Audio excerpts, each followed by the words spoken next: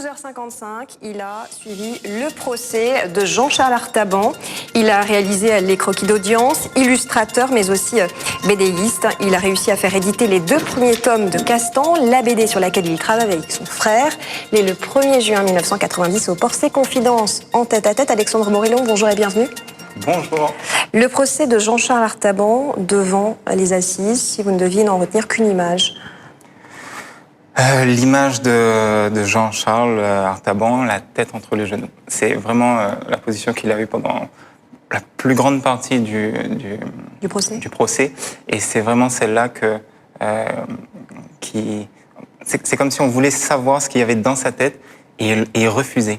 Et après, on peut interpréter ça aussi du fait qu'il peut-être regrettait ses actions. C'est vraiment ça que les gens voulaient savoir. C'est ce que j'ai essayé de capturer dans ce dessin. Le procès que vous avez suivi, j'imagine que vous avez dû gérer votre charge émotionnelle pour pouvoir dessiner.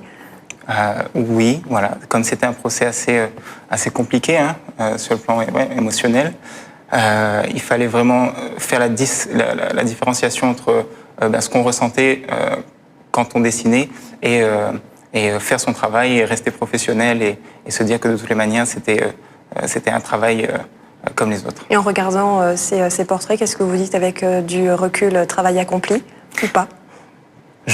Pour une première fois, je suis assez content dans des circonstances assez particulières, mais j'ai trouvé surtout le fait de pouvoir participer, pouvoir offrir aux gens qui n'étaient pas là une petite fenêtre dans la salle d'audience. Vraiment, j'avais l'impression de participer à ça et ça a été intéressant. Les croquis d'audience, vous les réalisez, on l'a vu, avec l'aide d'une tablette numérique? Tout à fait. Tout à fait. J'utilise le digital, je prends le train en marche, donc je passe au digital, un peu comme beaucoup d'illustrateurs. On peut parler d'une spécialité ou d'une pratique commune? Ça devient de plus en plus commun, mais c'est vrai que dans le croquis d'audience, ça reste une spécialité, parce que j'ai pas vu ça vraiment beaucoup. Mais c'est vrai qu'aujourd'hui, c'est de plus en plus commun de passer au digital. Les traditionnels se passent de plus en plus à la tablette. Notamment pour les illustrations? Les illustrations. Vous utilisez donc souvent l'outil informatique pour vos illustrations. Vous arrive-t-il de devoir calculer avant de dessiner? Calculer avant de dessiner, oui.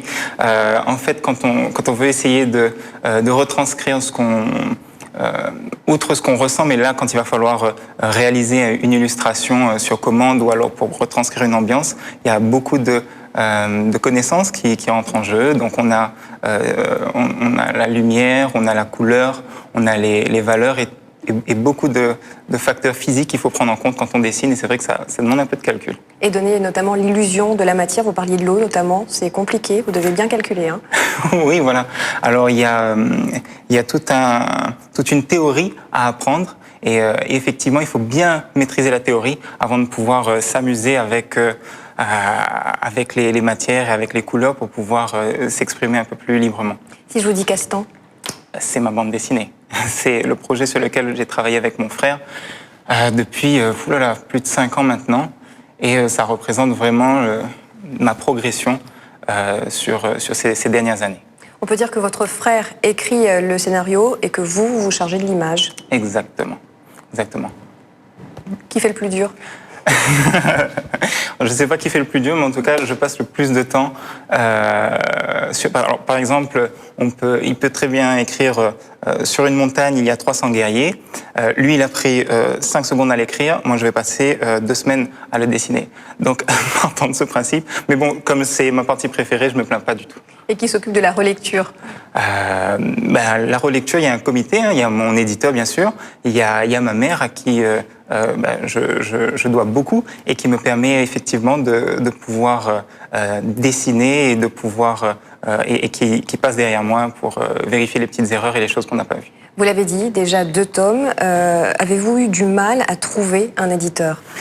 Si j'ai eu du mal à trouver un éditeur, oui, c'est même un euphémisme. C'est-à-dire qu'on est allé avec mon frère à Angoulême avec notre dossier sous le bras. Et c'est vrai que ça a été assez difficile. On a été contents de l'accueil qu'on a eu, mais c'est vrai que ça a été assez difficile de trouver un éditeur qui nous suivrait. mais on a eu de la chance, pour le coup, de tomber avec quelqu'un qui, en fait, on est parti chercher loin, mais qui était juste à côté de nous. Et qui vous a tendu la main. Et qui nous a tendu la main. Combien d'exemplaires déjà vendus aujourd'hui? Plus de 1000. Plus de 1000 en comptant le 1 et le 2. Et voilà, ce sont des ventes qui s'accumulent avec les sorties, comme c'est prévu sur 4 tomes. Voilà, donc chaque tome relance un peu le précédent. Et un 3e tome qui sera prévu pour début février 2017. Voilà, c'est ça, exactement. Peut-on vivre de la BD? On peut vivre de la BD. Alors ça, c'est une très bonne question.